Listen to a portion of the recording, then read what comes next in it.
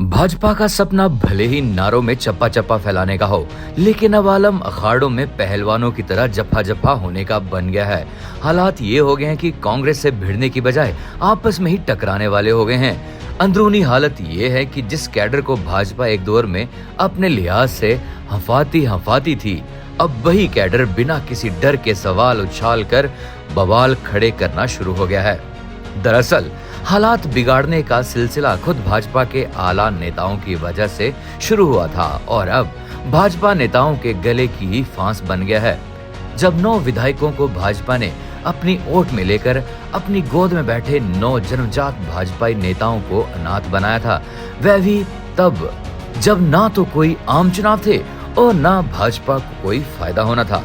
मगर सियासी मती ऐसी मारी गई कि अब भाजपा की हालत मारे मारे घूमने वाली बन गई है। अब जिस तरह की सियासी बेवफाई नेताओं ने कैडर के साथ की थी, उसी तरह का सिला देने का मूड कैडर में बन चुका है। बड़े से बड़े नेता के खिलाफ सवालों की बरसात कैडर करने शुरू हो गया है। सवाल उछाला जा रहा है कि क्या भाजपा के आला नेताओं को ये याद नहीं रहा कि बेवफाई के आदी तो वह भी रहे हैं। अकाटे तर्कों की तलवार की धार पर यह पूछा जा रहा है कि साल 2012 में रिजर्व हुए सोलन विधानसभा क्षेत्र में लगातार अब भाजपा के गले में हार क्यों पड़ रही है?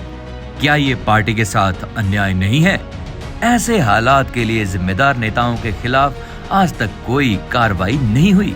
स्थापित नेताओं को अन्य विधानसभा क्षेत्रों में हिलाकर रखने वाले आला नेताओं के जो गुनाहगार हैं, उन आला नेताओं की हरकतों पर कोई गौर क्यों नहीं किया जा रहा?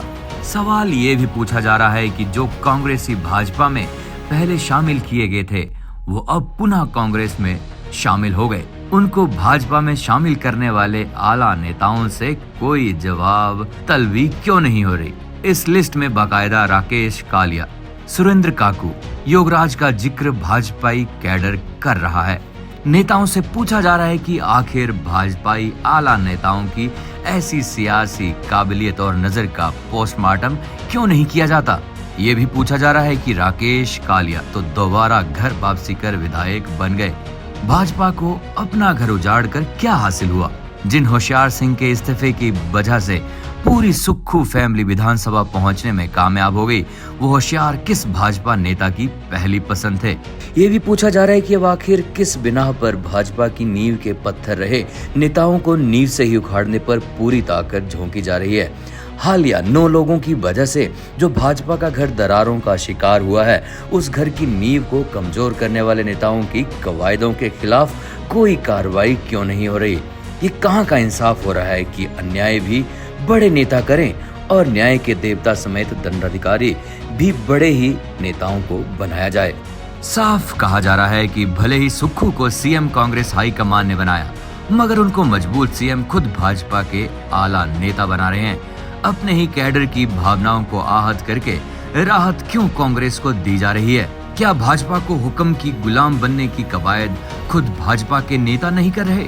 ये भी पूछा जा रहा है कि सत्ता अगर कैडर के दम पर चाहिए, तो कैडर के दम को बेदम करने की कवायदों की पड़ताल क्यों नहीं हो रही? भगवा जमीन तो बीते विधानसभा चुनावों में तबाह कर दी गई और अब हालिया कवायदों की वजह से भगवा आसमान पर भी काले बादल फैला दिए गए हैं। खैर, हाल फिलहाल तो भाजपा कैडर यही गाता हुआ मालूम पड़ता है कि जब अपने हो जाएं बेवफा तो दिल टूटे। ऋषि राज, ब्लैक एंड व्हाइट न्यूज।